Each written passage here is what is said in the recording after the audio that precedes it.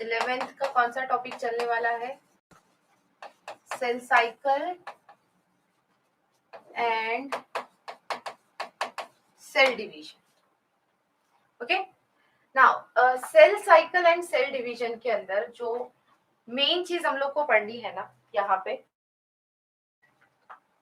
सबसे पहली चीज इसका बेसिक स्टार्ट करते हैं. बेसिक से स्टार्ट करते हैं. तो बेसिक से स्टार्ट करने का रीजन क्या है कि बॉडी के अंदर जितना भी सेल प्रेजेंट है, बॉडी हमारी किससे बनी हुई है? सेल्यूलर ऑर्गेनाइजेशन के बेसिस पे देखा जाए तो मेन कंपोनेंट जो हम लोग बोलते हैं functional and structural unit of our body is cell. Cell के अंदर बहुत सारे सेल ऑर्गेनल प्रेजेंट है. अब ये सेल जो है तो वो all cells arising from pre existing cell, ये वाला हम लोग ने सेल थियरी पढ़ा हुआ था सेल वाले चैप्टर में, राइट? ओमनिस सेल्यूला, ये सेल्यूला उसको हम लोग ने दिया था, नाम दिया था. ओके, अब जो ये all cells arising from pre existing cell है, मतलब एक सेल में से ही उसका डिवीजन होगा और न्यू सेल का फॉर्मेशन होने वाला है. ये हम लोग को सेल डिवीजन वाले चैप्टर में अभी पढ़ना है ना? तो जब भी सेल डिवीजन का प्रोसेस हम लोग पढ़ते हैं तो हमारी बॉडी के अंदर मेनली दो टाइप के सेल्स प्रेजेंट होंगे. 2 types of cells are present in our body. तो कौन से दो टाइप के सेल्स है? एक बोला जाएगा somatic cell and second is germ cell. ये मैंने आप लोग को पहले भी बता दिया है. 11th का सबसे इंपॉर्टेंट टॉपिक है ये cell cycle and cell division. इसके अंदर बिल्कुल भी कोई कंफ्यूजन नहीं होना चाहिए क्योंकि cell cycle and cell division में दो मेन प्रोसेस आती है. एक आता है माइटोसिस और दूसरा आता है मियोसिस. बट जब हम बात करते हैं सेल साइकिल के बारे में तो मतलब पूरा का पूरा जो साइकिल है जो रन होने वाला है उसका ये एक पार्ट हो जाएगा माइटोसिस एंड मियोसिस. तो पूरा साइकिल किस हिसाब से रन होता है? अब जो सोमैटिक सेल है और जर्म सेल है, इसमें हम लोग अगर बेसिक डिफरेंस देखते हैं तो सोमैटिक सेल्स ये हमारे पेरिफेरल बॉडी पार्ट्स के अंदर प्रेजेंट होगा. For example skin cell, skin cell को हम कंसिडर कर लेंगे सोमैटिक सेल. जर्म सेल के बारे में बात करते हैं तो ये हो जाएगा, ये प्रेजेंट होता है सेक्स ऑर्गन के अंदर, male germ cell and female germ cell. Okay, Kunal, Rishikesh, hi. Okay, चलो. तो cell cycle and cell division के अंदर के सबसे इंपॉर्टेंट सेल के हम लोग पूरी बॉडी के अंदर हम डिवाइड करना स्टार्ट करें तो एक सोमैटिक सेल हो जाएगा, दूसरा हो जाएगा germ cell. Now peripheral body part मतलब स्किन सेल हो जाएगा और germ cell sex organ, male germ cell and female germ cell. ये हम लोग का बेसिक हम लोग को पता है, इस हिसाब से होता है. अब ये जो सेल है ना, यहाँ पे जो प्रोसेस होने वाली है वो हो जाएगी मियोसिस. जबकि स्किन सेल या पेरिफेरल बॉडी सेल के बारे में जब बात करते हो तो यहाँ पे जो सेल डिवीजन की प्रोसेस होने वाली है वो है mitosis. So mitosis cell division takes place in somatic cell and meiotic cell division takes place in germ cell. अब ये माइटोसिस एंड मियोसिस को क्रोमोसोमल बेसिस के नंबर से कैसे डिवाइड किया जाए? तो नॉर्मल जो हमारी बॉडी के अंदर कंडीशन प्रेजेंट है क्रोमोसोम की, टोटल कितने नंबर ऑफ क्रोमोसोम प्रेजेंट होंगे? बॉडी के अंदर total 46 number of chromosome present है. तो पेयर में अगर मुझे बोलना है तो 23 पेयर इसको मैं बोलूंगी. क्लियर? तो ये जो 46 नंबर ऑफ क्रोमोसोम प्रेजेंट है ये मेरा क्या शो कर रहा है? Diploid condition. डिप्लॉयड कंडीशन क्योंकि जो प्रेजेंट है क्रोमोसोम्स वो पेयर में प्रेजेंट है. Homologous chromosome combine with each other and they are in pair. तो ये जो डिप्लॉयड कंडीशन में हमारा सेल प्रेजेंट है, नॉर्मल सेल जो प्रेजेंट होगा वो डिप्लॉयड कंडीशन में होगा.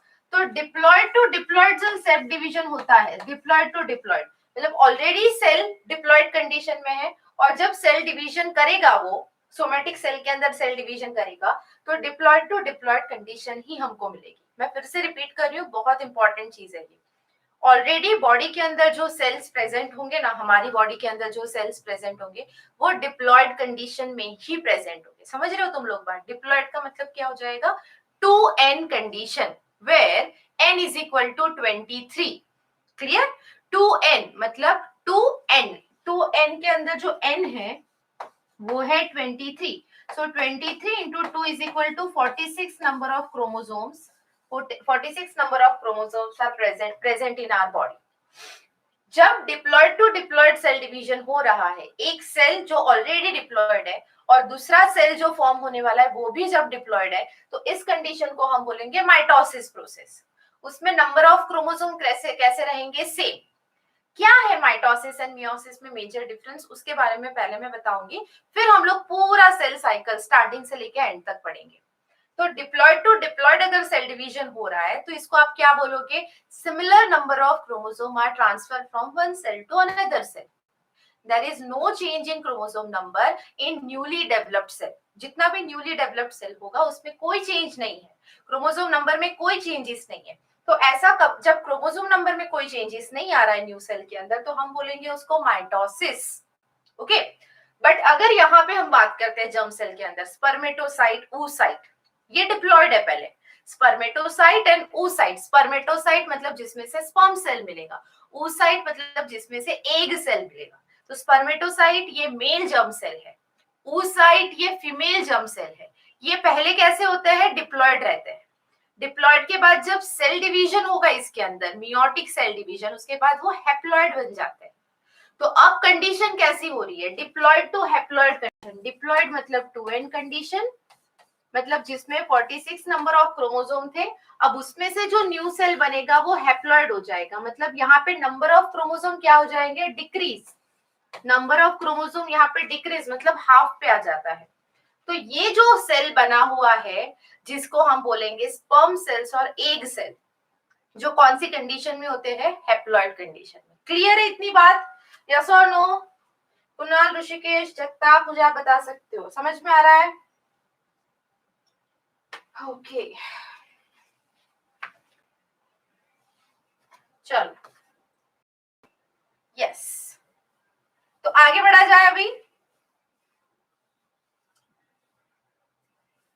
ठीक है चलो. तो ये तो एक बेसिक कॉन्सेप्ट हो गया जिसके बारे में सबको पता होना चाहिए. माइटोसिस क्या है एंड मियोसिस क्या है.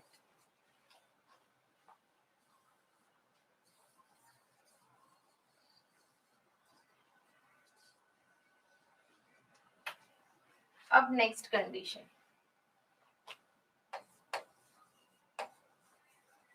Cell cycle.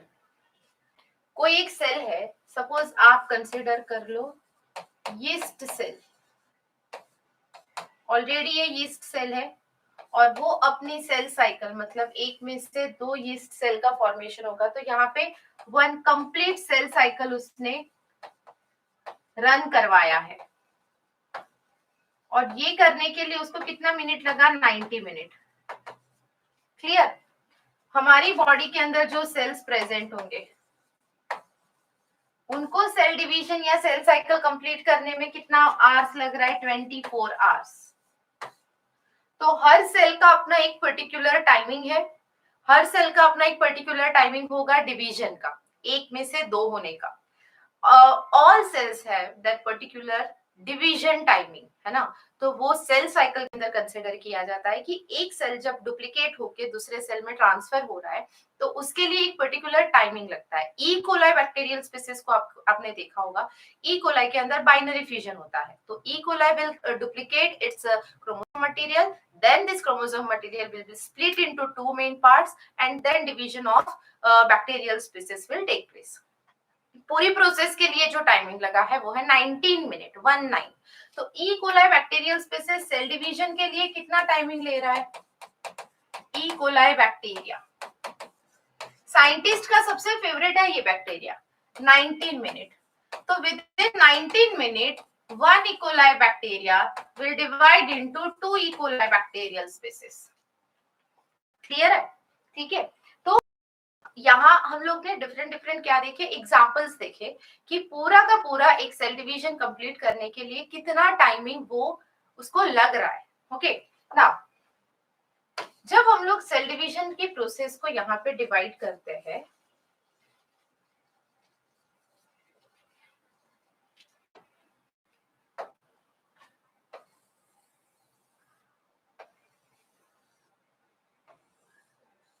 तो सबसे पहला आएगा G1 face, S face, G2 face and M face. अब ये क्या ड्रॉ किया है मैम ने, यहाँ पे मैंने 4 फेस लिखे हुए हैं। First growth face, synthesis face, second growth phase and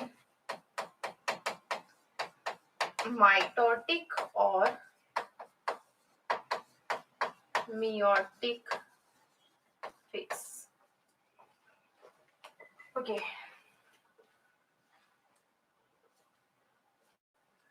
अब ध्यान देना, एक सेल को कंसिडर करो जो आप लोग के मन में हो, ठीक है। वो सेल जब सेल डिवीजन स्टार्ट करेगा, सपोज ये एक सेल था, सेल के अंदर न्यूक्लियस, सेल के अंदर साइटोप्लाज्म, और ये साइटोप्लाज्म के अंदर सेल ऑर्गेनल प्रेजेंट होंगे। ये न्यूक्लियस है, न्यूक्लियस के पास क्या प्रेजेंट होता है, उसका जेनेटिक मटेरियल।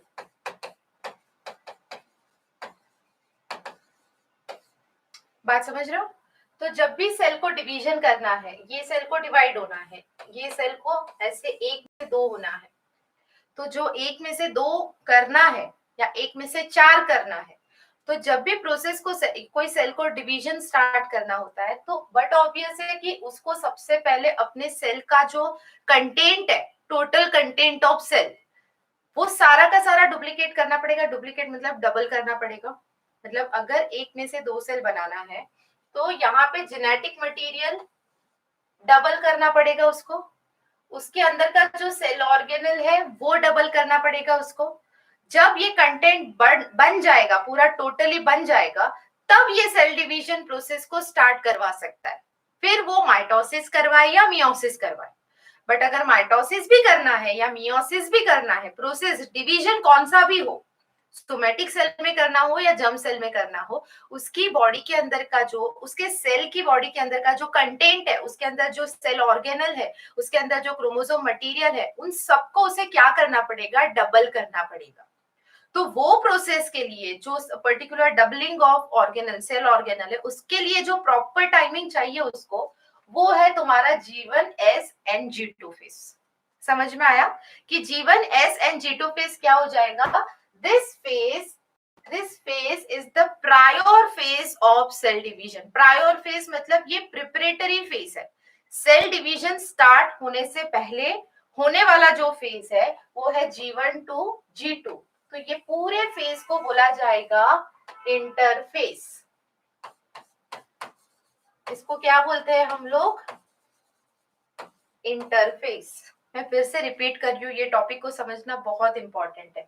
जब तुम्हारा एक सेल है, वो सेल कोई भी हो सकता है, मेरी बॉडी के अंदर का स्किन सेल हो सकता है, या तो जर्म सेल हो सकता है, जर्म सेल मतलब जो oocyte है वो हो सकता है। बट दोनों सेल के अंदर जब भी सेल डिवीजन प्रोसेस स्टार्ट करवाना है, तो सेल के अंदर के कंटेंट को, कंटेंट का मतलब क्या हो जाता है? Total protoplasm. अब जब हम लोग बात करते हैं प्रोटोप्लाज्म के बारे में, तो मैंने आपको बताया what is protoplasm. Protoplasm is equal to cytoplasm plus nucleoplasm. When this cytoplasm and nucleoplasm are combined with each other, it means total content of cell। तो प्रोटोप्लाज्म का मतलब हो जाएगा सेल के अंदर का टोटल कंटेंट। अब ये प्रोटोप्लाज्म को क्या करना पड़ेगा? डबल होना पड़ेगा, है ना, doubling of protoplasm.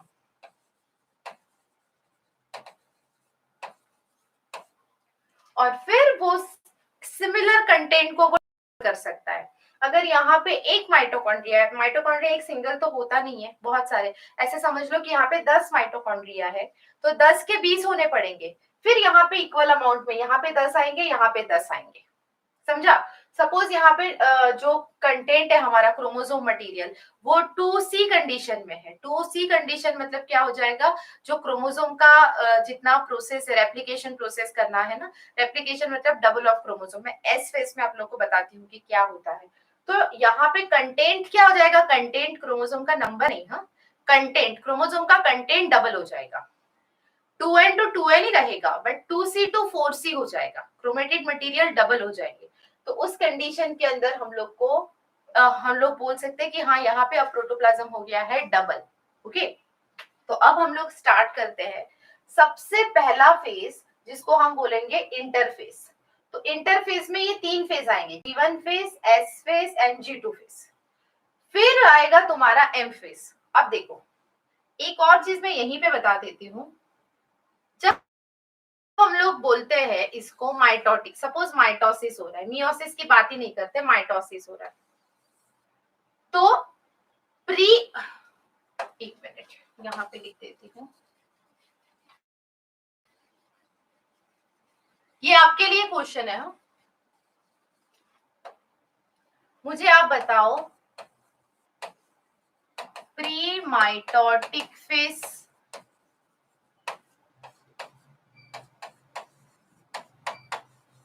And post mitotic phase, बताओ। ये फर्स्ट है, ये सेकेंड क्वेश्चन है, और आपका ऑप्शन है G1 एंड G2। ये तुम्हारा माइटोटिक फेज है। तो मुझे आप लोग बताओ कि प्री माइटोटिक फेज कौन सा है, माइटोसिस से पहले कौन सा फेज है, और माइटोसिस के बाद कौन सा फेज है। चलो मैं आपका कमेंट यहाँ पे देखने के लिए साइड में आई हूँ। प्री माइटोटिक फेज कौन सा है एंड पोस्ट माइटोटिक फेज कौन सा है, जल्दी से बताओ।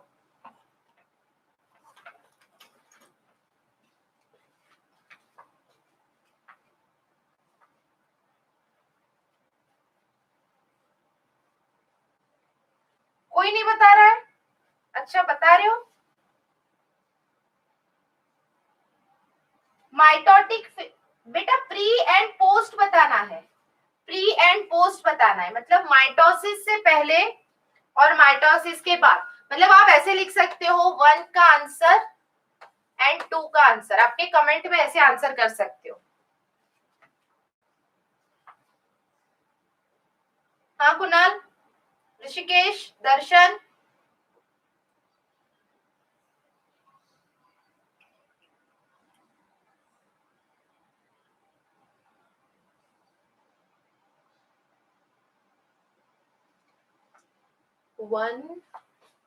वन प्री माइटोटिक फेज, यहाँ ध्यान दो। और किसी ने तो कमेंट किया है 1G2। दर्शन जगताप का आंसर राइट है, दर्शन जगताप का आंसर राइट है, एकदम बराबर। ऋषिकेश यहाँ पे ध्यान दो, प्री माइटोटिक मतलब माइटोसिस से पहले होने वाला फेज, ये माइटोसिस है, उससे पहले जो होगा वो कौन सा फेज हो जाएगा, G2, और फिर जो आएगा वो कौन सा फेज हो जाएगा, G1, है ना। ये कंफ्यूजिंग है, इसीलिए मैंने क्वेश्चन पूछा है कि प्री माइटोटिक फेज में कौन आता है, G2 फेज आता है, और फिर से साइकिल रन करने के लिए जो सेकेंड साइकिल रन होगा, तो उसके लिए G1 को क्या बोला जाता है, पोस्ट माइटोटिक फेज। G1 क्या हो जाएगा, पोस्ट माइटोटिक फेज। अब कोई कंफ्यूजन मत करना, ठीक है। सोहम समझ में आ रहा है? Yes, okay. चलो, तो pre and post mitotic phase आप लोग को क्लियर हो चुका है। अब देखो हर एक फेज में क्या क्या इंपॉर्टेंट चीजें होने वाली है, G1 में क्या है, GS में क्या है, G2 में क्या है। उससे पहले और एक चीज इंपॉर्टेंट मैं बता देती हूँ। ये तो समझ गया pre mitotic and post mitotic. अब देखो यहाँ पे एक प्रोटीन का नाम मैं यहाँ पे लिख रही हूँ,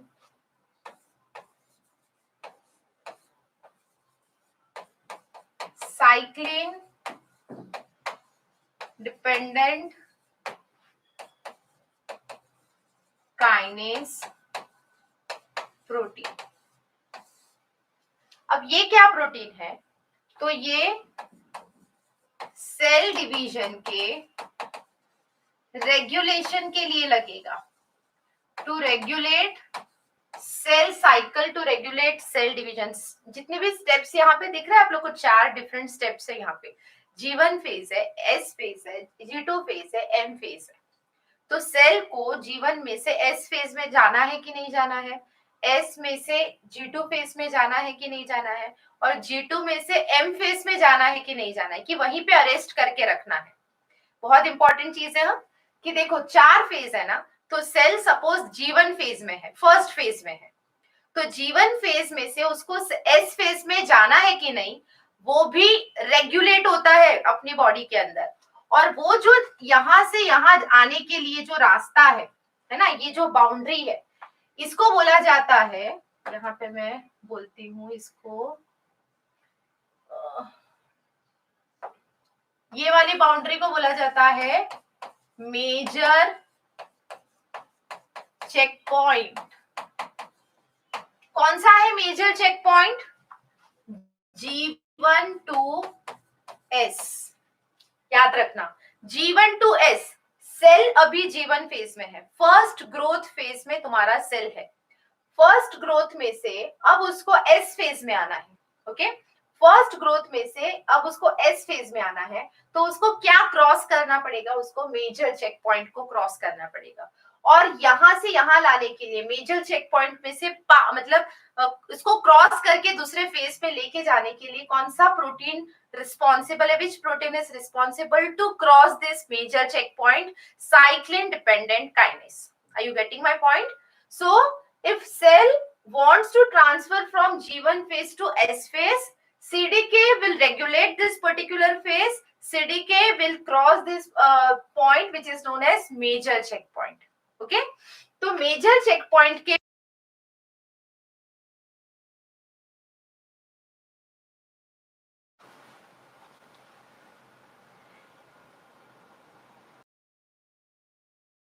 ओके, मेजर चेक पॉइंट के बाद और कहां पे, यहाँ पे आप लोग का कंट्रोल हो सकता है, तो दूसरा चेक पॉइंट हो जाएगा ये वाला, एक ये हो जाएगा, ये एक रास्ता है मेजर चेक पॉइंट, और ये एक दूसरा माइनर चेक पॉइंट। ओके, बहुत सारे पॉइंट इसके अंदर मैं इंपॉर्टेंट आपको बताते जा रही हूँ, बस आपको ध्यान रखना है और आपको एक एक चीज को समझते जाना है, और कुछ करना है नहीं आपको। जस्ट अ सेकेंड, चलो चीजें क्लियर हो रही है। 3 important phases are there before mitosis or before meiosis. One is G1, second is S phase, and third is G2. G1 is first growth phase. First growth phase. G1 क्या हो जाएगा? G1 is first growth phase और post mitotic और meiotic phase. S is synthesize phase and G2 is second growth phase और pre-mitotic और meiotic phase. पहली चीज ये बताओ, इतना सबको समझ में आया है क्या?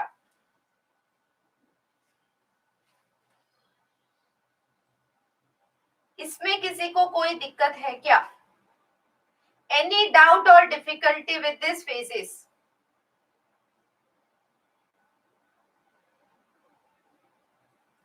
Okay.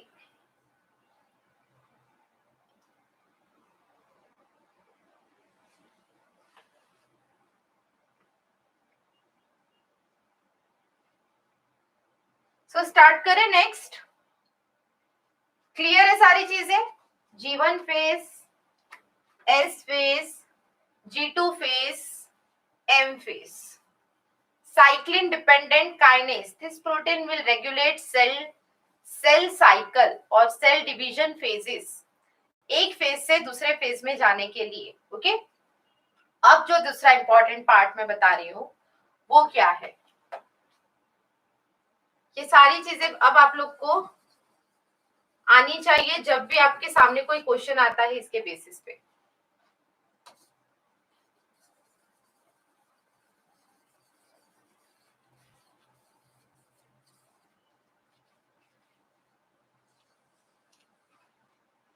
देखो ये कौन सा फेज था, ये कौन सा फेज है, फर्स्ट ग्रोथ फेज। ये जीवन फेज है, फर्स्ट ग्रोथ फेज। जब तुम्हारी बॉडी के अंदर कोई न्यू सेल की कोई रिक्वायरमेंट नहीं है, there is no requirement, there is no requirement of further cell division in our body. Okay कोई सेल जिसकी कोई रिक्वायरमेंट नहीं, अभी सेल डिवीजन नहीं होना चाहिए, एक्स्ट्रा सेल डिवाइड होना ही नहीं चाहिए, एक्स्ट्रा सेल डिवीजन होना ही नहीं चाहिए। उस कंडीशन में क्या सेल डिवीजन होता रहेगा कि कहीं पे रुक जाएगा, बट ऑब्वियस है कि उसको कहीं पे तो रुकना पड़ेगा। अगर उसको एक्स्ट्रा सेल एक भी नहीं चाहिए, अगर एक भी एक्स्ट्रा सेल बना तो उसके लिए वो हार्मफुल इफेक्ट क्रिएट कर सकता है। तो अगर सेल डिवीजन को रोकना है तो कौन से फेज पे, ये क्वेश्चन बहुत इंपॉर्टेंट है। If you want to stop cell division process, so which phase is required, which phase is involved to stop the cell division process? Okay, ये वाला पार्ट अगर आएगा ना तो ये जीवन फेज के बाद वाला फेज। तो जीवन के बाद सेल अरेस्ट हो जाए, प्रोसेस को वहां पे रोक देगा ताकि एक्स्ट्रा नया सेल डिवाइड ना हो। Okay, so cell arrest eight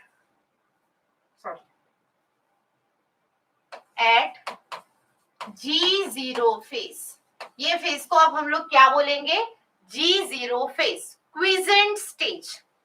इसको बोला जाता है क्विजेंट स्टेज। क्विजेंट मतलब स्टॉप हो जाना।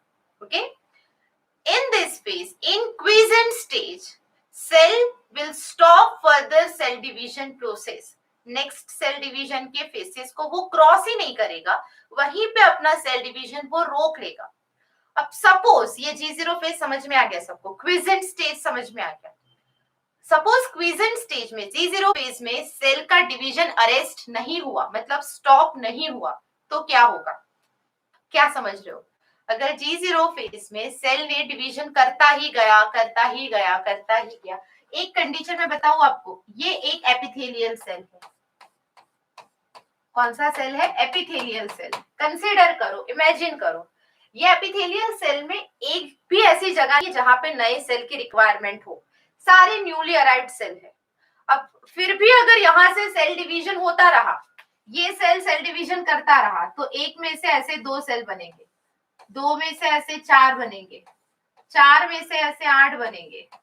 तो अब यहाँ पे क्या राइज हो रहा है, क्या दिख रहा है आपको? एग्जैक्टली ये क्या फॉर्म करेगा, ट्यूमर। तो ट्यूमर मतलब और कुछ नहीं होता है, ग्रोथ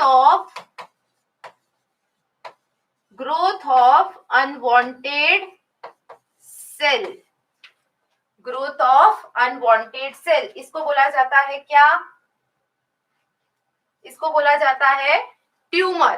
कैंसर जो होता है ना, कैंसर, ट्यूमर, ये और कुछ नहीं है, जो एक्स्ट्रा हम लोग को रिक्वायरमेंट नहीं है वो सेल का भी सेल डिवीजन हो रहा है, तो फिर वहां पे ट्यूमर का फॉर्मेशन होगा। तो ऐसा ना हो इसलिए हमारी बॉडी के अंदर रेगुलेटरी पार्ट प्रेजेंट होता है। क्लियर है सारी चीजें? मैंने आपको मेजर चेक पॉइंट, मैंने आप लोग को माइनर चेक पॉइंट, मैंने आप लोग को सीडीके प्रोटीन, ये सब के बारे में जानकारी दे दी। ओके, अब बिल्कुल कंफ्यूजन क्रिएट मत करना कि ये क्या है सब कुछ। Okay, now G1 to S, अगर आपके दिमाग में, आपको तुरंत आपके सामने ऐसा कोई क्वेश्चन आता है, G1 to S फेज का ट्रांसफर फेज का जो जिसके बारे में आएगा G1 to S, तो वो हमारा क्या हो जाएगा, मेजर चेक पॉइंट। ओके, फिर G2 to M कोई पूछता है तो G2 to M क्या हो जाएगा, minor check point. Are you getting my point? तो ये दोनों माइनर एंड मेजर चेक, उसमें से जो मेन है ना वो है हमारा G1 to S।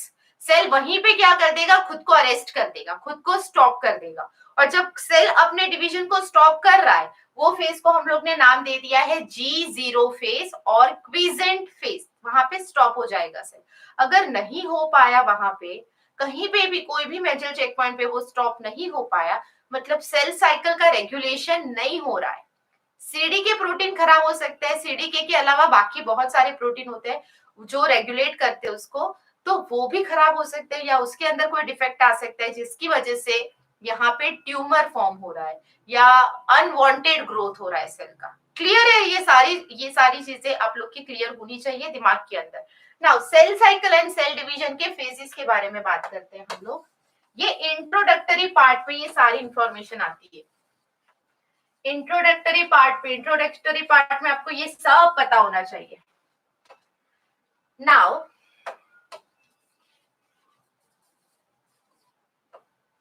ये मैं साइड में ऐसे ड्रॉ करके ही रखती हूँ।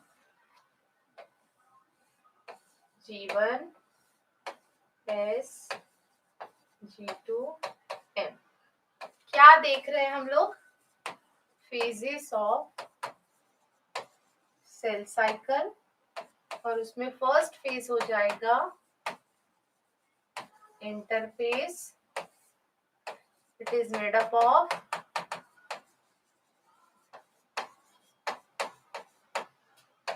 G1 S and G2 phase.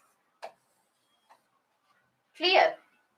And second is M phase, which will be mitotic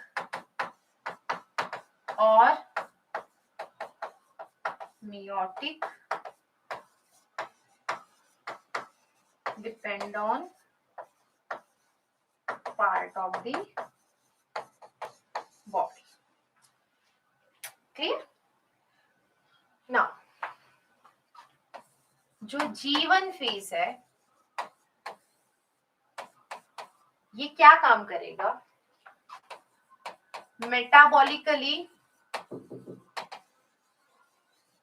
most active phase, क्योंकि ये कहता है division of cell organelle.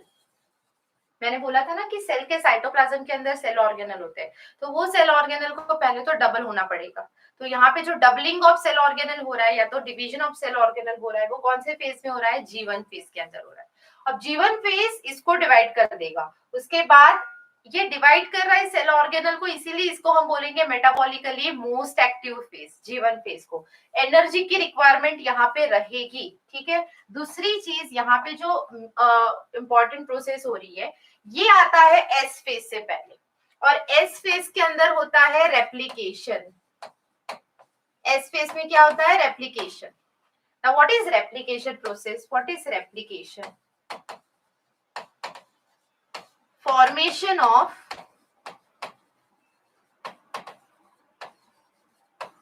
Exact copy of DNA, formation of exact copy of DNA. जैसा DNA है वैसी same to same xerox copy बनाने की। तो ऑलरेडी एक है हमारे पास, हमको दो बनानी है। क्लियर? तो ये रेप्लिकेशन प्रोसेस के लिए, ये प्रोसेस करने के लिए बहुत सारे एंजाइम्स की रिक्वायरमेंट होती है। Enzymes, so enzymes for the replication process, enzymes for replication process are synthesized in G1 phase. अब देख लो कितना इंपॉर्टेंट है G1 फेज, क्या क्या चीजें हो रहा है।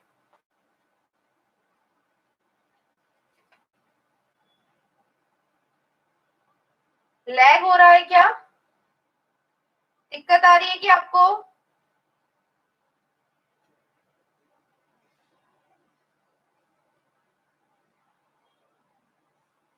नहीं ना?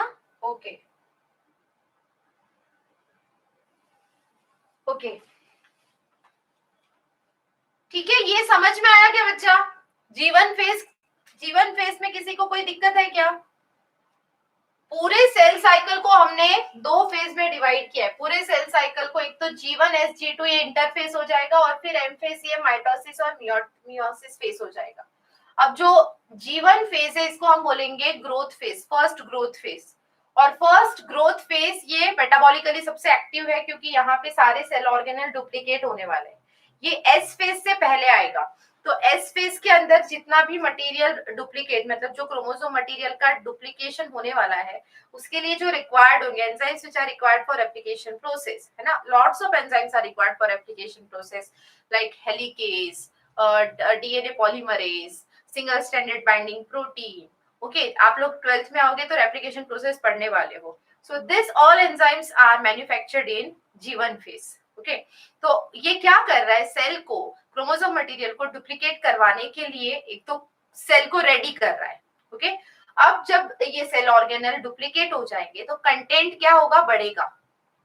तो साइटोप्लाज्मिक कंटेंट को ये डबल करने का काम करेगा। It will double the cytoplasmic content because all cell organelles are present in cytoplasm. Okay, तो जैसे सेल ऑर्गेनल डबल हो रहा है तो यहाँ पे कंटेंट भी बढ़ रहा है। Now, second phase is known as S phase. अब मैं G1 फेज को यहाँ पे रफ करती हूँ।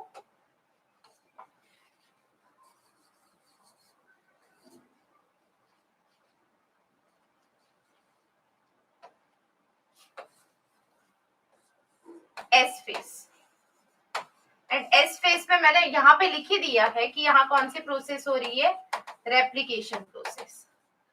साथ में सेंट्रियोल का डिवीजन, सेंट्रियोल का डुप्लीकेशन भी यहाँ पे हो जाएगा। ओके, प्लस हिस्टोन प्रोटीन का फॉर्मेशन G1 फेज में हो गया, हिस्टोन प्रोटीन का फॉर्मेशन, सेंट्रियोल का डुप्लीकेशन ये एस फेज के अंदर हो गया। तो एस फेज का मेन काम क्या हो जाएगा, जो कॉपी है मतलब मेरे पास जो डीएनए है, डीएनए की और एक कॉपी बना के रखने का। तो यहाँ पे नंबर ऑफ क्रोमोसोम तो उतने ही रहेंगे, 46 के 46 ही रहेंगे, बट जो नंबर ऑफ क्रोमेटिड है ना, क्रोमेटिड मटेरियल वो डबल हो जाएगा। मतलब अगर 2C कंडीशन में है, 2 क्रोमेटिड है तो यहाँ पे 4 क्रोमेटिड हो जाएंगे। नंबर ऑफ क्रोमोसोम सेम रहना और क्रोमेटिड नंबर यहाँ पे इंक्रीज होना। इसका मतलब क्या होगा कि जो एक कॉपी है तुम्हारे पास डीएनए की, ये डीएनए की बस ऐसी एक और कॉपी फॉर्म हो जाएगी। ओके, क्रोमोसोम नंबर सेम ही रहेगा, एक तुम्हारा 2n नंबर ऑफ क्रोमोसोम ही रहेगा, 46 नंबर ऑफ क्रोमोसोम ही रहेगा, उसका कंटेंट डबल हो जाएगा, उसके अंदर का जो क्रोमेटिड है वो क्रोमेटिड डबल हो जाएगा। तो 2C से 4C के ऊपर क्वेश्चन पूछे जाते हैं, 2C to 4C कंडीशन होगी but 2n to 2n condition ही रहेगी। Number of chromosome will be same but content of chromosome will be double. Clear, content मतलब जो उसका टोटल नंबर ऑफ क्रोमेटिड हो जाएगा वो डबल हो जाएगा, वो एस फेज में होगा। और फिर दूसरा आता है हमारा कौन सा फेज, G2 फेज। और G2 फेज को हम बोलते हैं सेकेंड ग्रोथ फेज। और ये काम क्या करेगा, फॉर्मेशन ऑफ ट्यूब्यूलिन प्रोटीन। अब इसका क्या काम है ट्यूब्यूलिन प्रोटीन का, सेल का स्ट्रक्चर, सेल्स वाला चैप्टर पढ़ा था हमने। Tubulin proteins are responsible for the formation of microtubule.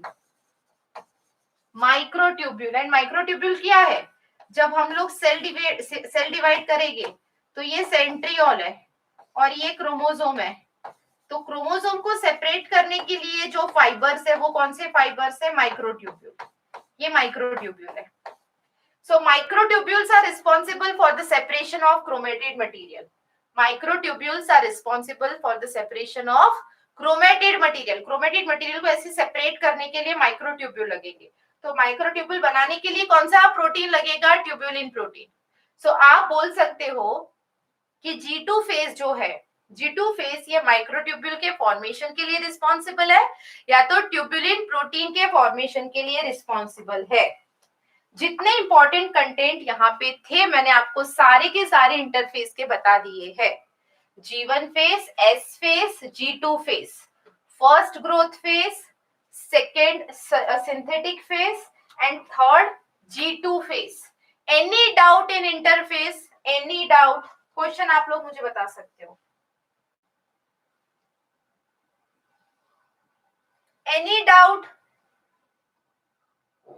Very good.